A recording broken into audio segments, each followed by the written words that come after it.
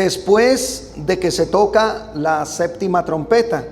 El capítulo anterior finalizó con el toque de la séptima trompeta, pero vamos a ver algunos eventos antes de que se desaten las 7 copas de la ira de Dios, porque la séptima trompeta destapa o abre las copas de la ira de Dios en el tiempo del futuro.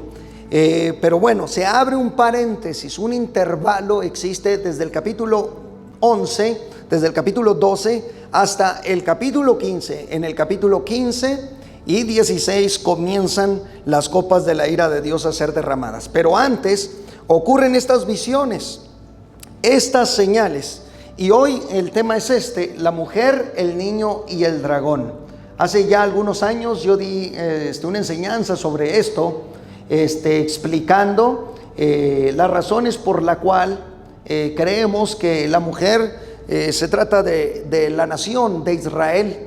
El niño habla de Jesucristo, el Hijo de Dios, y el dragón, pues bueno, el mismo texto lo aclara, dice que es Satanás, la serpiente antigua. Así es que la interpretación con respecto al gran dragón o a este dragón no es necesario ni que profundicemos, porque el mismo texto nos revela que se trata de Satanás. El Señor le reprenda. Más sin embargo, es necesario que expliquemos algunas cosas sobre la mujer y el niño, ya que a través de la historia de la iglesia, como en todo caso, se han dado distintas interpretaciones sobre la identidad de la mujer y también sobre el niño que le nace, sobre el hijo que le nace. Y hay algunas interpretaciones que me gustaría presentárselas a ustedes para que las consideren, para que disciernan y también para que aprendan, para si algún día se topan con alguien que tiene alguna idea distinta a lo que planteamos en este tema, pues bueno, usted ya tenga un conocimiento de lo que se trata, amén, y cómo usted puede hablar y por qué no, también cómo usted puede refutar cualquier tipo de idea. Ahora, la identidad de la mujer que aparece, porque el apóstol Juan dice, vi una gran señal, le llama una gran señal, pues una gran señal profética. Quiero decirles que en este capítulo 12 hay cosas que ya pasaron, ya tuvo un cumplimiento, pero también en el mismo capítulo se nos revela que habrá todavía algo que cumplirse del mismo capítulo. Vamos a ver, por ejemplo, 2 cosas fundamentales que ya se cumplieron de este capítulo 12 y una que se cumplirá en el futuro. Alaba a Cristo que Él viene pronto. Muy bien, primeramente, la interpretación que se da en el catolicismo o por las autoridades católicas, por los teólogos católicos, por el catolicismo en general. Ellos creen que la mujer que aparece aquí en el capítulo 12 se trata de María. Y obviamente pues el niño se trata de Jesús, el niño Jesús. Y es aquí donde ven ellos a María, perciben que es María que trae a Jesús, que está encinta de Jesús, el hijo en este caso sería el mismo Cristo, o sea Jesús. Nosotros podemos coincidir en que el niño se trata de Cristo, pero no en que la mujer se trata de María, por las siguientes razones. Nosotros analizando el capítulo encontramos estas diferencias, por las cuales descartamos que esta mujer presentada en el capítulo 12 sea María. Miren, primeramente, escuchen esto por favor, primeramente se dice que la mujer apocalíptica en el versículo 6, si tú lees el verso 6, se dice que ella huye al desierto. Quiero que noten eso con atención. Esta mujer huye al desierto, esto es clave, huye al desierto. Pero yo pregunto aquí, ¿cuándo María huyó al desierto? ¿Cuándo? ¿En qué momento o en qué parte de la escritura leemos que María huyó al desierto? ¿Saben una cosa? Nunca. Pero sí vemos a María que huyó a tierra de Egipto. Y quiero que abra la palabra de Dios en Mateo capítulo 2, versículo 13. Después que partieron ellos, he aquí un ángel del Señor apareció en sueños a José y dijo: levántate y toma al niño y a su madre y huye ¿a dónde? A Egipto, y permanece allá hasta que yo te diga, porque acontecerá que Herodes buscará al niño para matarlo. La mujer apocalíptica, según el capítulo 12 y verso 6, huye al desierto. Pero aquí ya hay una especie de contradicción, porque María no huye al desierto nunca. Ella huye a la tierra de Egipto, que es muy distinto a hablar de Egipto y hablar del desierto. Bendita la gloria de Dios. ¿Por qué? Porque hablar del desierto, la mujer apocalíptica huye específicamente a una zona desértica. Va y se esconde y se refugia en una zona desértica. Pero María va directamente a tierra de Egipto. Bendita sea la gloria del Señor. Ahora, número 2. Se dice que la mujer apocalíptica huyó sola. Ella, según la visión que vimos, huye sola al desierto. Pero María nunca huyó sola a Egipto. Aquí el mismo verso que leímos en Mateo 2:13 se nos dice que ella huye con José y con el niño. Entonces la mujer apocalíptica huye sola, mas sin embargo aquí estamos viendo a María que huye con el niño y a la misma vez con José. Bendita la gloria de Dios. Entonces, punto número 3. La mujer apocalíptica huye del dragón, o sea, del diablo, pero María está huyendo de Herodes. Entonces aquí, si se fijan, hay una especie de contradicción. Hay algo que no cuadra. Bendita la gloria de Dios. Si tú lees ahí mismo en Mateo 2, desde el verso 12 al 13, vas a ver que María está huyendo de Herodes. De hecho, el mismo pasaje, el mismo verso 13 te dice que Herodes buscará al niño para matarlo. Más sin embargo, la mujer apocalíptica se le ve huyendo al desierto, huyendo del dragón, la serpiente antigua que es el diablo y Satanás. Y número 4. Otro punto fundamental por el cual no aceptamos, ¿verdad?, la interpretación de que esta mujer es María es el siguiente. Porque la mujer apocalíptica se dice, atentos, esto es fundamental, esto destroza la doctrina que dice que es María. La mujer apocalíptica tiene una descendencia. Si el catolicismo insiste en que esta mujer es María, entonces tienen que aceptar que María tuvo más hijos, tuvo más descendientes. ¿Se fijaron? Entonces, cuando el catolicismo insista o se aferre a decir que esta mujer es María, tiene que aceptar por consecuencia, por consiguiente, que María tuvo más descendencia. Y esto, por supuesto, no le conviene a la doctrina católica. Por lo tanto, nosotros, ¿verdad?, basados en estos puntos y en otros, ¿verdad?, de igual importancia, creemos que no se trata de María y que esta interpretación no coincide. Además, vemos que Satanás lanzó de su boca un río para matar a esta mujer de Apocalipsis 12. Y dice que la tierra se abrió y se tragó el río. Pero yo pregunto, ¿cuándo le sucedió esto a María? Nunca. No vemos en ningún pasaje del Nuevo Testamento que María, aquella santa sierva de Dios, jamás le aconteció algo así. Por lo tanto, concluimos que esta interpretación no coincide y podemos estar de acuerdo en la idea de que el niño sí se trata de Jesús el Señor. Bendito sea para siempre. Ahora, ya que hemos entendido sobre la interpretación del catolicismo, bien, la segunda interpretación que se tiene con relación a esta mujer es una interpretación de evangélicos, de cristianos evangélicos. Ahora, quiero que pongan atención aquí. Hay una línea de cristianos evangélicos que dicen que esta mujer de Apocalipsis 12 se trata de la iglesia. Por cierto, dicho sea de paso, en ninguna parte de Apocalipsis 12 se dice que es María, ya partiendo desde ahí. También en ninguna parte de Apocalipsis 12 se dice que es la iglesia. Se dice que es una mujer, pero no se dice que es la iglesia.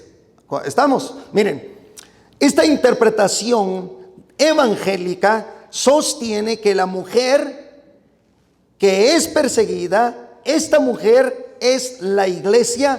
Y escuchen esto, el hijo que engendra es otra iglesia fiel. O sea, la mujer es una iglesia infiel que se queda en la tierra y el hijo que es arrebatado Dios es la iglesia que será arrebatada. O sea, esta interpretación evangélica dice que una iglesia infiel, que es la mujer que aparece, tiene un hijo, y ese hijo es la iglesia fiel que será arrebatada. Aquí estamos viendo ya alguna inconsistencia, algo extraño en esta interpretación. Podemos encontrar por las siguientes razones. Miren ustedes, en primer lugar, atentos, la mujer de Apocalipsis, capítulo 12, engendra, se dice, un varón. Así está escrito en Apocalipsis 12, que esta mujer engendró un varón. Pero la iglesia no solamente engendra varones, sino hijos e hijas espirituales. Bendita la gloria de Dios. Pero esta mujer específicamente se dice que tenía un varón, que estaba encinta de un varón. Se está interpretando al varón como la iglesia que será arrebatada y a la mujer como iglesia infiel que se quedará en el arrebatamiento. Sí, la interpretación está un poco forzada, pero así se cree. Además, la iglesia de Cristo en todo momento es presentada en la Biblia de manera femenina. Nunca se presenta a la iglesia de manera masculina. O sea, a la iglesia nunca se le llama varón. Siempre a la iglesia se le llama esposa o novia del Cordero. Siempre de forma femenina y nunca masculina. Entonces la interpretación de que el hijo que nace es una iglesia fiel que será arrebatada está forzada, porque se está interpretando, se está tomando de manera masculina a la iglesia, y la iglesia nunca es presentada de esa forma. Bendita la gloria del Señor. Aquí sí hay algo que no cuadra. Usted tiene Efesios capítulo 5 versos 22 y 23. Ahí se presenta la iglesia como la esposa o la novia del Cordero, de Cristo Jesús. Lo puede leer en casa. Además, atentos a esto, Cristo nunca fundó dos iglesias. Miren nada más, Cristo nunca fundó dos iglesias. Él fundó una sola iglesia. Pero esta interpretación evangélica dice que una iglesia se queda y la otra es arrebatada. Bendita la gloria del Señor. O sea, ya aquí estamos viendo dos iglesias, pero no solamente tiene este problema esta interpretación. ¿Saben cuál es el otro problema? Qué curioso que esta mujer engendra un varón. O sea, esta mujer es la iglesia que se queda, engendra un varón. Este varón es la iglesia que es arrebatada para Dios. Pero esta mujer a la misma vez tiene una descendencia que también se queda, y esa descendencia guarda los mandamientos de Dios. Yo pregunto, ¿por qué la descendencia no se fue en el arrebatamiento si guardaba los mandamientos de Dios? O sea, como que algo no cuadra. La descendencia es una iglesia que se queda, pero guarda los mandamientos de Dios y el testimonio de Cristo. Pero curiosamente se queda. La mujer es otra iglesia infiel. Pero curiosamente la mujer, escuchen, ¿por qué está vestida de la gloria del sol, de la luna y de las estrellas? Miren la iglesia, miren la mujer que se toma como la iglesia y dicen se quedó. Pero esta mujer está revestida de la gloria del sol, de la luna y de las estrellas. O sea, ¿cómo se puede quedar una iglesia tan gloriosa de esa manera? No, la interpretación está un tanto forzada. Entonces, escuchen, aquí hay algunas preguntas que hace el teólogo Iván Barchuk. Estas preguntas son fundamentales y destrozan esa idea evangélica. Miren lo que dicen. ¿Cómo es que una iglesia muerta, o sea, la mujer, piensa en la mujer, cómo es que una iglesia muerta puede engendrar una iglesia viva? O sea, si la mujer es una iglesia muerta, ¿cómo pudo engendrar una iglesia, o sea, el varón, una iglesia viva que será arrebatada? ¿Cómo una mujer o una iglesia que está muerta espiritualmente puede engendrar a seres espiritualmente vivos que sean arrebatados para Dios? Hay algo que no cuadra aquí. Otra pregunta: ¿es posible que gente no regenerada engendre personas regeneradas? O sea, ¿cómo es posible que la mujer, si es la iglesia, pueda que por quedarse es porque no estaba regenerada. Si se quedó es porque no estaba regenerada. Pero curiosamente esa mujer no regenerada engendró un varón regenerado que fue arrebatado. ¿Cómo es posible esto? ¿Quiénes son la descendencia de esa mujer? Esa descendencia guardaba los mandamientos de Dios. ¿Por qué esa descendencia no fue arrebatada juntamente con el hijo que engendró? ¿Se fijaron? Entonces, esta interpretación también carece de todo sentido. Y no es que la interpretación que vaya a dar a continuación sea la verdad absoluta, pero sí, señores, es la más saboreada y la más cercana a las Sagradas Escrituras. Lo que les voy a hablar a continuación en cuanto a esta mujer, a la identidad de esta mujer, es la siguiente: no tiene que ser otra esta mujer más que la representación de la nación de Israel. Porque hay unas profecías en el Antiguo Testamento que vamos a analizar brevemente para que usted se dé cuenta que en efecto tiene que ser la nación de Israel que engendra al Mesías o que lo trajo a este mundo. Alaba a Cristo que Él viene pronto. Bendita sea la gloria de Dios. Miren, primeramente lo que debemos de establecer en esta interpretación es lo siguiente: Israel siempre fue comparado con una mujer, siempre. Quiero que abra Isaías capítulo 54, versículo 5. Isaías 54, versículo 5. Porque tu marido es tu hacedor, Jehová de los ejércitos es su nombre, y tu redentor, el Santo de Israel, Dios de toda la tierra será llamado. Porque como a mujer abandonada y triste de espíritu te llamó Jehová, y como a la esposa de la juventud que es repudiada, dijo el Dios tuyo. Además, cuando tú lees Isaías 47, versos 7 y 9, Israel es descrito cuando se alejaba de Dios como una mujer viuda. Isaías 47, 7 al verso 9. Tú al leer ese pasaje te darás cuenta que Israel era considerado cuando se alejaba de Dios una mujer viuda, o también como una mujer repudiada, según Isaías capítulo 50, verso 1. Fue también Israel comparado como una mujer prostituta cuando adoraba a otros dioses falsos, según Jeremías capítulo 3, verso 1. Estos textos y muchos más, existen muchos más en todo el Antiguo Testamento que presentan a la nación de Israel como una mujer, son suficientes para sostener que Israel por lo menos era ante los ojos de Dios considerado como una mujer. Bendita la gloria del Señor, por ser una nación, una gran nación. Ahora, hay un texto fundamental, muy poderoso, muy fuerte, que nos revelará la identidad de la mujer apocalíptica.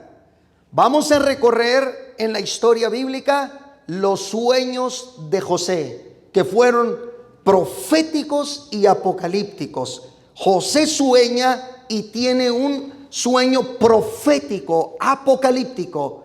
Y quiero que vayan a Génesis capítulo 37, versículo 9, para que ustedes noten la similitud de cómo José consideraba a Jacob y a su madre y a sus hermanos con las mismas características de la mujer apocalíptica, a pesar de haber estado separado miles de años antes de que Juan el apóstol viera la visión en el capítulo 12. Soñó aún otro sueño y lo contó a sus hermanos diciendo: he aquí que he soñado otro sueño, y he aquí que el sol y la luna y 11 estrellas se inclinaban a mí. Y lo contó a su padre y a sus hermanos, y su padre le reprendió y le dijo: ¿qué sueño es este que soñaste? ¿Acaso vendremos yo y tu madre y tus hermanos a postrarnos en tierra ante ti? Y sus hermanos le tenían envidia, mas su padre meditaba en esto.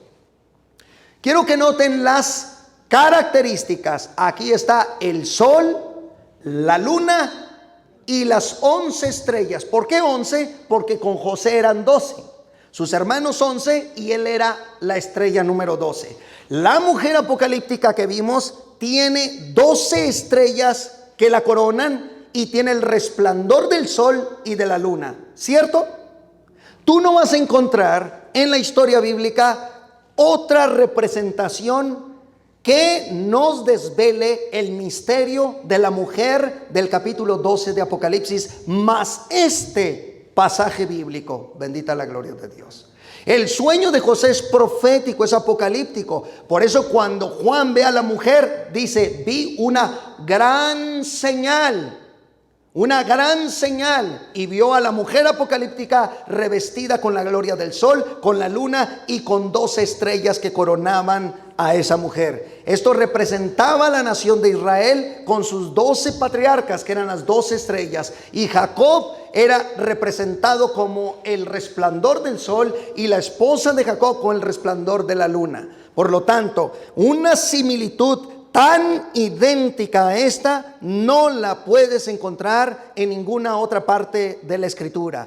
Son las únicas similitudes que encontramos en toda la Biblia con aquella mujer apocalíptica y los sueños proféticos de José. De otra manera, estos sueños proféticos de José tendrían cierto sentido para su tiempo, pero nosotros sabemos que en la profecía bíblica siempre se dio un sentido más amplio. O sea, los profetas del Antiguo Testamento profetizaban algo y eso se podía cumplir en su tiempo, pero ellos no entendían en lo absoluto hasta dónde llegaría su profecía, y muchas de esas profecías van a ser cumplidas o consumadas a los tiempos apocalípticos. Así le pasó a José. Pero esto no es todo. Quiero que vayan inmediatamente al Salmo capítulo 89, versículo 36.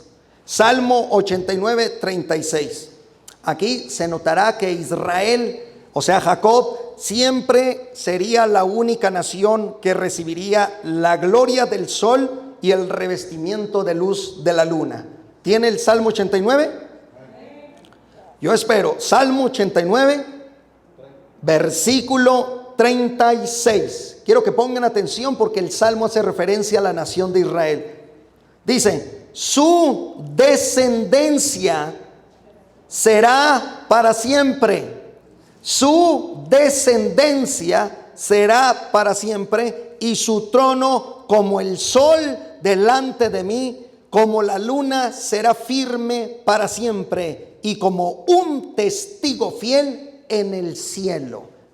Aquí estamos viendo en el Salmo 89, 36, otra vez, solo Israel estaba revestido de la gloria de la luna, de las estrellas y del resplandor del sol. Tú no encuentras eso en María, ni tampoco en la interpretación que dan los evangélicos sobre qué es la iglesia. Tú no encuentras eso.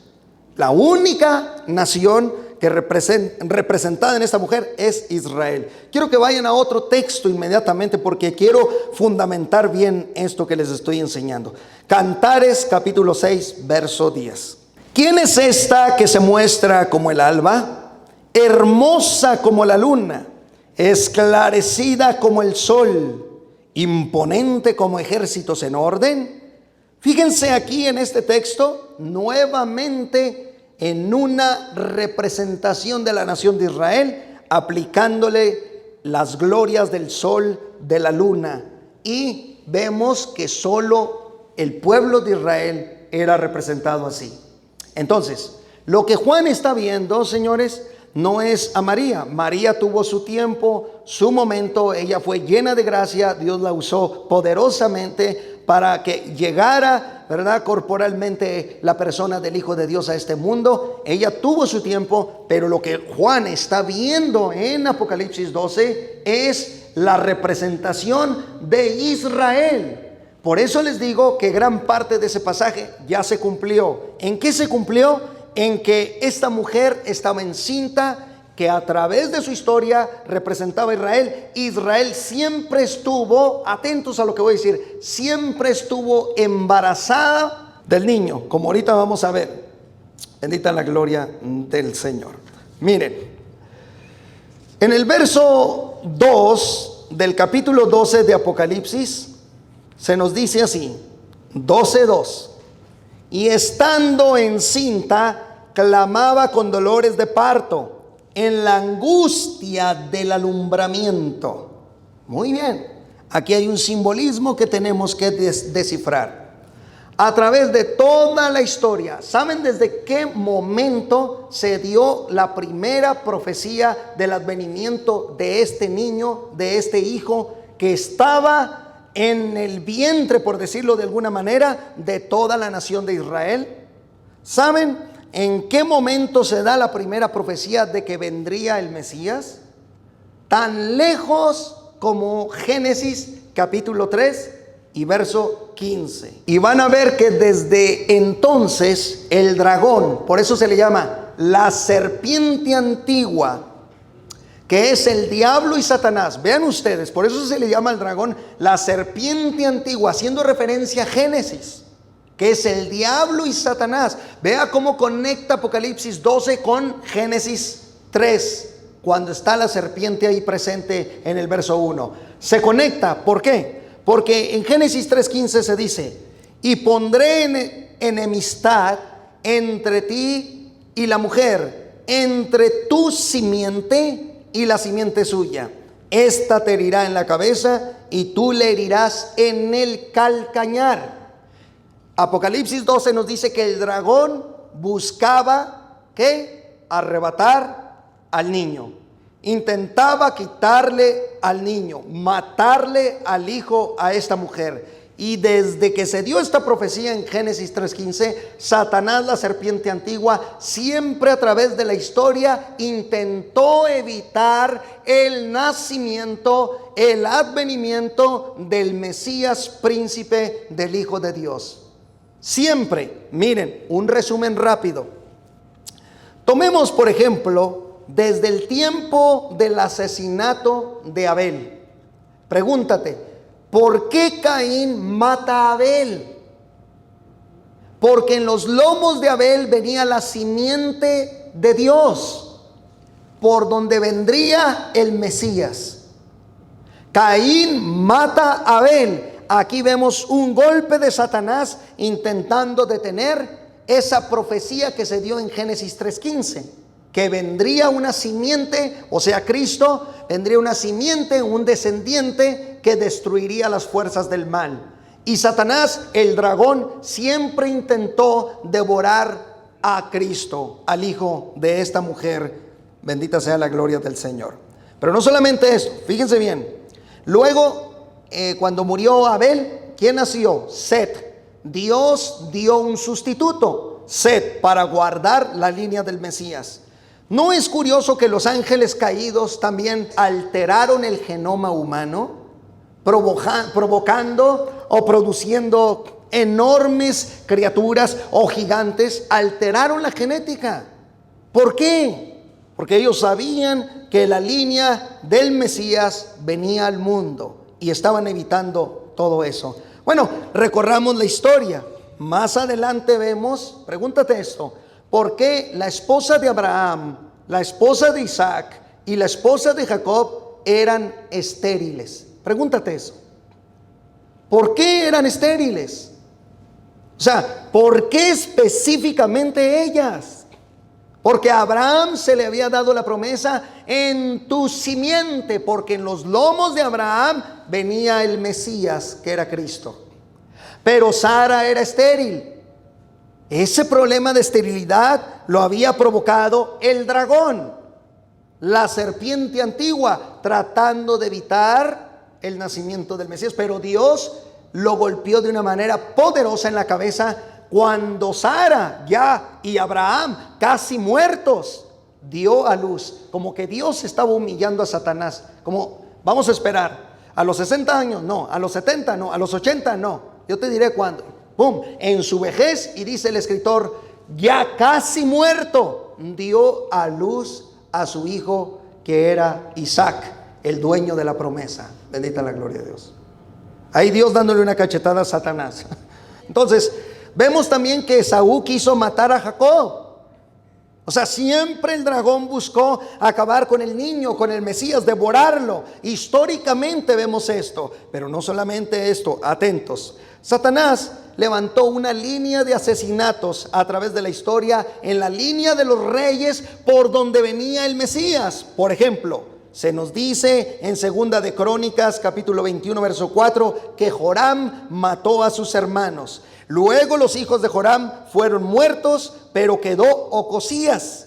Luego los hijos de Ocosías fueron muertos por Atalía, su abuela. Esto lo vemos en Segunda de Crónicas, capítulo 22, verso 9 al 12. Pero se nos dice que Joás quedó vivo. Tenía un añito y quedó vivo. Y ¿saben una cosa? En Joás se preservó la simiente del Mesías. Pero siempre, curiosamente, los reyes por donde iba a venir el Mesías eran asesinados, muertos, y las mujeres eran estériles. ¿Por qué? El dragón siempre intentando deshacerse de ese niño. Luego, miren, vino una mezcla, y no me dejarán mentir, una mezcla de los israelitas. En Babilonia se mezclaron, y por si fuera poco, se perdieron 10 tribus. 10 tribus se perdieron. Siempre el dragón tratando de deshacerse del advenimiento del Mesías, pero se preservó la tribu de Judá, y de ahí vino el león de la tribu de Judá, Cristo Jesús, Señor nuestro. No solamente esto, vamos más adelante en la historia y también vemos, atentos, que en los tiempos de Egipto, el faraón mandó matar a todos los niños hebreos. Está tremendo eso, ¿no? Y esto se repitió en la historia. ¿Cuándo? Cuando en los tiempos de Cristo, Herodes mandó matar a todos los niños con fines de deshacerse de Jesús el Mesías. O sea, tú lees la historia bíblica y te encuentras con estas terribles cosas. El dragón queriéndose deshacer del hijo de la mujer, quien era Israel. Bendita la gloria de Dios. Ahora quiero que ahí en el capítulo 12 de Apocalipsis, verso 5, lo leamos. Dice, y ella dio a luz un hijo varón. Lo dio a luz con grandes dolores, porque a Israel le costó el alumbramiento del Mesías. Dice que regirá con vara de hierro a todas las naciones, y su hijo fue arrebatado para Dios y para su trono. La pregunta aquí es, ¿cuándo el hijo fue arrebatado para Dios y para su trono? ¿Saben cuándo? En su ascensión. Cuando él, después de resucitado, asciende a los cielos, ahí es arrebatado para Dios, porque sale de las entrañas de la nación hebrea de Israel. Alaba a Cristo que Él viene pronto.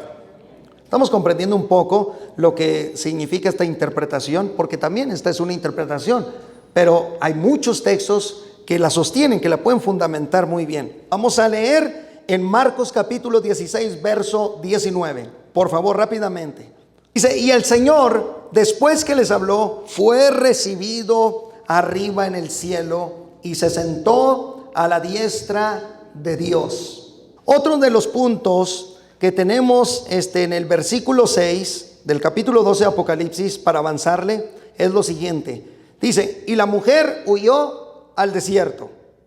Vean esto, donde tiene lugar preparado por Dios para que allí la sustenten por 1260 días. Aquí, esto ya es al futuro. Estos versos ya son al futuro, porque lo que hablé anteriormente todo fue al pasado, cosas que ya acontecieron, pero esto ya es al futuro. Esto ya está hablando, los 1260 días, está hablando del tiempo de la gran tribulación o los días de la ira que vendrán. Israel huirá al desierto, huirá, y escuche nada más, huirá de una manera sobrenatural, a tal grado que dice que se le dieron las 2 alas del águila, de la gran águila, dándonos a entender que será una intervención sobrenatural, a tal grado que el anticristo no se dará cuenta de la huida de Israel hasta que Israel llegue al desierto que Dios le tiene preparado. Algunos escatólogos dicen que este desierto es la tierra de Edom, o lo que todos conocen como Petra. ¿Ustedes conocen o han oído de Petra? Googlea, le dijo el niño, ahí está. Petra pues contiene unas estructuras impresionantes, unas estructuras rocosas enormes, unas hendiduras en las peñas. Son maravillosos esos lugares.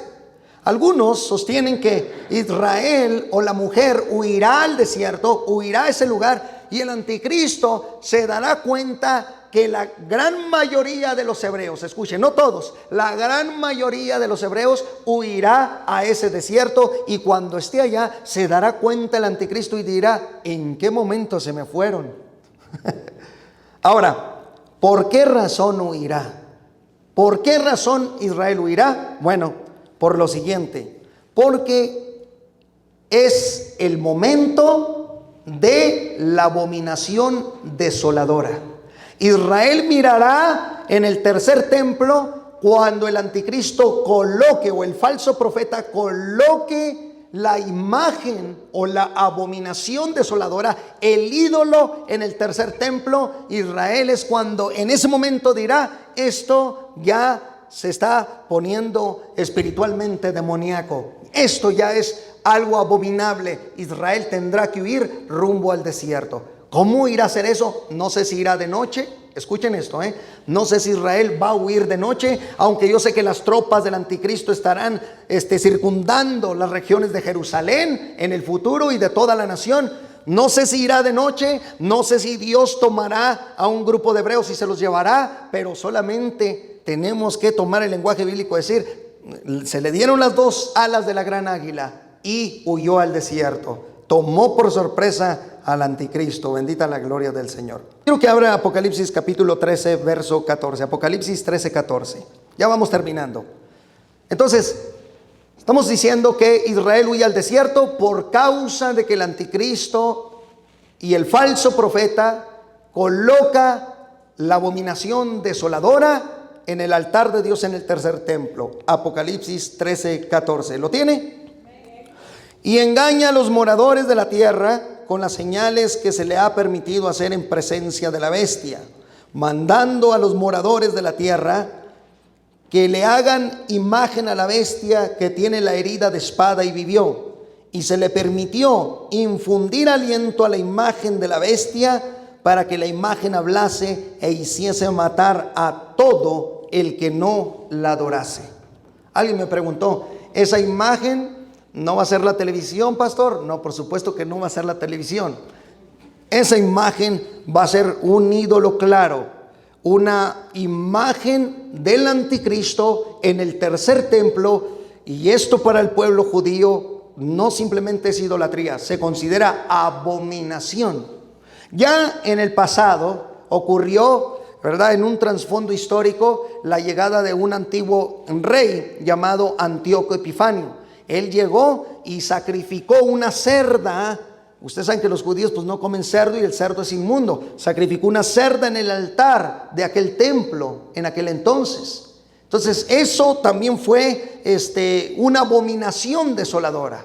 Pero aquí estamos hablando ya de una imagen, y no solamente eso, se le mandará a los moradores de la tierra que adoren hacia donde está esa imagen que representará al anticristo. Por eso Israel o la mujer huye al desierto, se aleja, porque esto, repito, ya huele a algo satánico, a algo terrible, y sobre todo la va a hacer hablar. Para aquellos que dudan que las imágenes no hablan, y se movió el ojo, ¿verdad? Viste a esa imagen, a esa forma de Cristo, viste a esta otra escultura, viste como que movió el ojo. Dice: yo no creo eso. Bueno, en este pasaje estamos viendo claramente que por el poder satánico, demoníaco, diabólico, es capaz de hacer que esa imagen no solamente tenga movimiento, sino que hable y engañe a los moradores de la tierra. Ay, Dios, lo que viene al mundo, bendita sea la gloria del Señor. ¿Cuántos le alaban a Cristo? Israel va a ser sustentado por 1260 días, o sea, 3 años y medio. Un tiempo, o sea, un año. 2 tiempos, o sea, 2 años. Y medio tiempo, o sea, medio año. 3 años y medio. La segunda mitad de la semana 70 profetizada por el profeta Daniel. O sea que Israel estará en el desierto, en pocas palabras, hasta la muerte del anticristo. Y dice que el mismo diablo lanzó un río. ¿Se fijaron? El río en este pasaje hace referencia a los ejércitos del anticristo que perseguirán a Israel, así como Faraón persiguió a Israel por el desierto. Pero cuando Faraón perseguía a Israel, ¿qué fue lo que se tragó a Faraón y a sus ejércitos? El mar, el agua.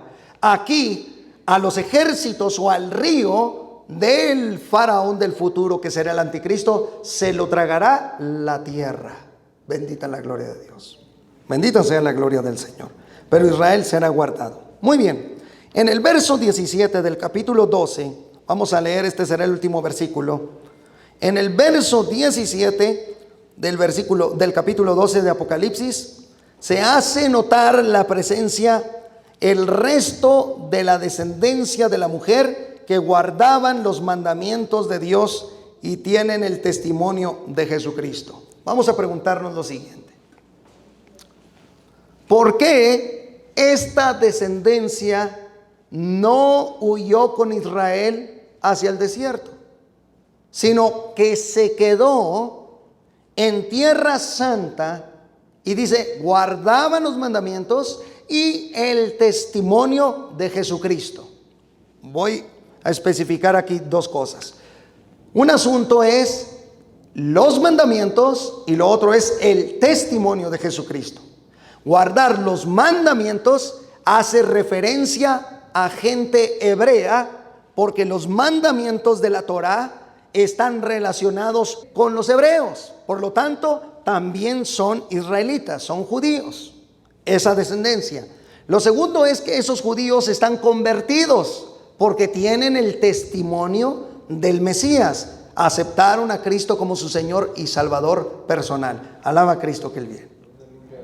Entonces, ¿qué pasó con esta descendencia? Ellos, lo que podríamos pensar es lo siguiente. Alguien dijo, bueno, probablemente se quedaron porque no pensaron que era plan de Dios huir. Voy más por la idea de que ellos optaron quedarse en Tierra Santa, en Jerusalén, para ser mártires o morir por causa de Cristo y seguir luchando contra las fuerzas del anticristo, testificando en todo tiempo acerca de Cristo Jesús, Señor nuestro.